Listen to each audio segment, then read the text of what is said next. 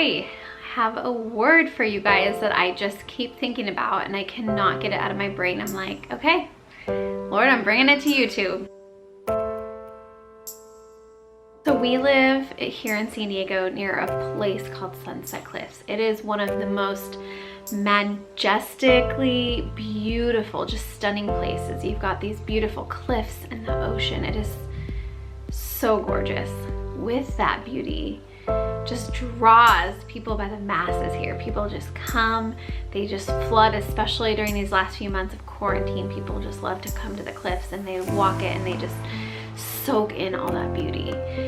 And what you might not realize unless you lived near Sunset Cliffs, unless you witnessed the beauty every single day, with that majestic beauty, there comes this almost eerie feeling of darkness.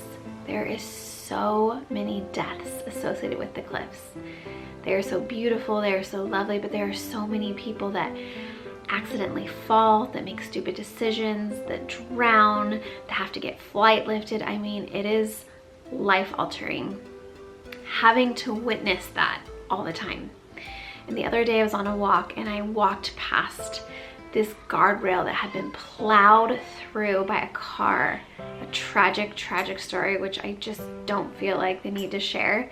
But so much tragedy, and the weight of that was so heavy, and I was walking the cliffs and I was almost angry that here we live by this beautiful place and it is so tainted. It's tainted with just this heaviness.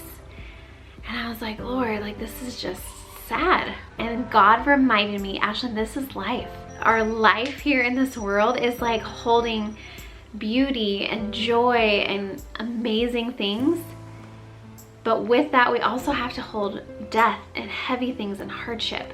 We can't just have beauty because our time here on this earth is temporary. That, like, balancing and holding the two things leaves us yearning for heaven. And so in light of everything that's going on in our world, events, in just tragedy and death and division, the divisiveness in our world with our neighbors, with our family, with our friends on social media is a lot. And I know you would agree. It's heavy.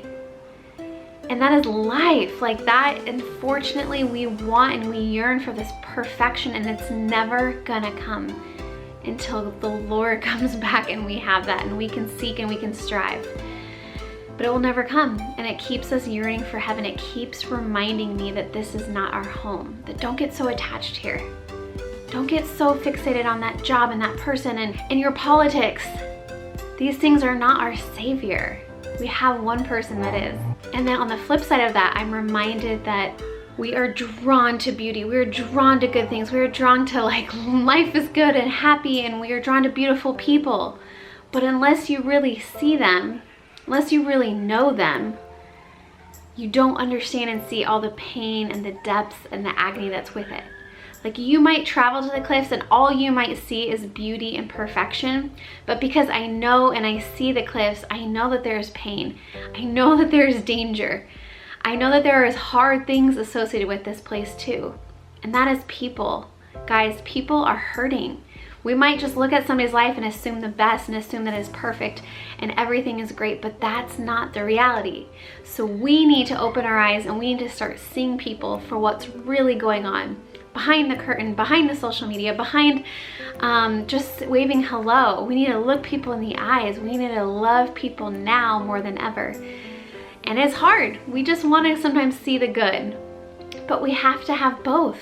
For a really rich, meaningful, deep life, we need to have both. And again, holding both reminds us that we are temporarily here. This place is not our home. So I just felt the need to get on here and share that. I have had a lot of thoughts and emotions the last few months, and I apologize for kind of remaining silent. And don't mistake my silence for numbness or apathy or any of that. It is not true. I have a lot going on in my head and my heart, but I felt the importance to come on here and share that analogy because I felt like it was a direct word from the Lord.